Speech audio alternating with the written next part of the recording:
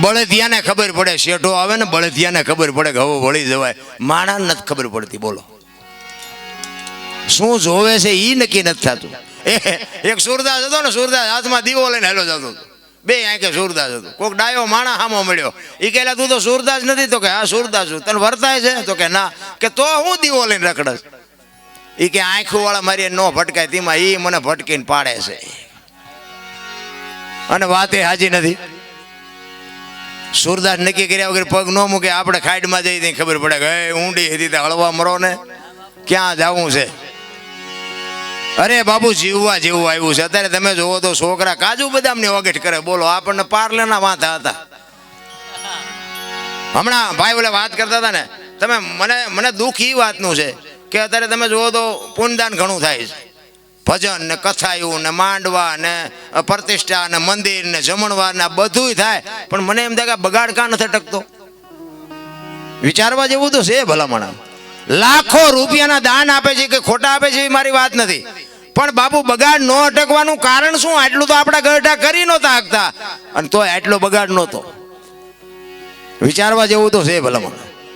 5-5 ગામ બાપુ એક હારે ધુમાડા બંધ જમતા હોય, કથા વાંચતા હોય, આખું ગામ હિલોળા કરતું હોય, આનંદ કરતું હોય, અને કોઈને બાપુ જો અસર ન થાય તો વાણી ખોટી છે કેમ કેવું? વક્તા ખોટો છે કેમ કેવું? પૈસા કોઈ દાનમાં આપ્યા ખોટા છે કેમ કેવું? કઈક વિચારવા જેવું તો છે ભલામણ. હું તો એમ કહું છું કે માને બાપને જાળવો, કથા એવું નહીં વંશાવવાનું તો હાલ છે. માને બાપને બાપુ 2 ટાઈમ હારો રોટલો દો. જિંદગીમાં જો મોળો દે ઉગે તો આપણે ગુલામ થઈ જાય. મા બાપ જેવા ભગવાન કાંઈ છે જ નહીં. બધા કહે ને સ્વર્ગમાં ઇન્દ્ર ભગવાન સોનાના સિંહાસન ઉપર છે, અને ઇન્દ્રની અપસરાયું છે, અહીંયા ફુવારા છે, ત્યાં કોઈક જી આવ્યું હોય કોણ મારે પગ ચાલવા? જી આવ્યું કોઈ? આ બધું ડીંગો ડીંગ હાલે આમના. માન બાપના પગમાં જ બાપુ બધું છે. સ્વર્ગ ગયો તો ભલે, જે ગયો એ સુખ શાંતિ બધું બાપુ માના બાપના આશીર્વાદ છે ને. વિધિના ચકડા ફેરવી નાખે. લખવું હોય તો લખી લેજો. માન બાપને દુખી કર્યા પછી આ જિંદગીમાં જો મારો નાથ આંગળી પકડે તો તમારો ગુલામ થઈ જાવ. બને જ નહીં, શક્ય જ નથી. એક માન બાપના દેહ ચૂઈ તમે મેં આ દેહ બનાવ્યો હોય, આપણું લાલન પાલન કર્યું હોય, ઉછેર કર્યો હોય, મોઢામાંથી કાઢીને તમને મને ખવડાવ્યું હોય, લીલામાં માં હુતી હોય ને આપણને કોરામાં હુરાવ્યા હોય, અને અત્યારની પરજા હારી તમને ન ખબર પડે.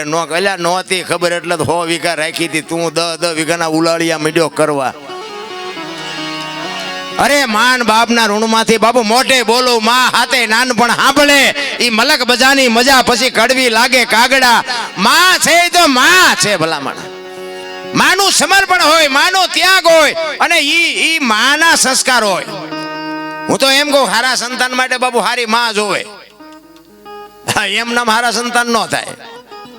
ધરાવીને ધાનનો નીપજે ને કોડવીને માડું હોય, જેહળ જકરા નીપજે જેની જનેતા હોથલ હોય. હારી માં વગર બાપુ હારા દીકરા કોઈ દી ન થાય. વહુ હારો ભેગા પાણી પૂરીયું ખાતા હોય ત્યાં પરજા જેવી થાય. ઈ શિવાજી રાણા પ્રતાપ થાય કોઈ દી? ઈ તો બાપુ માને ખબર હોય મારું સંતાન કેવું થાય.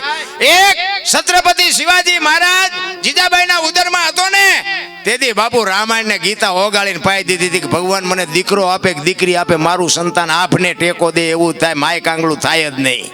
આવી માને ખુમારી જોઈ ભલામણ.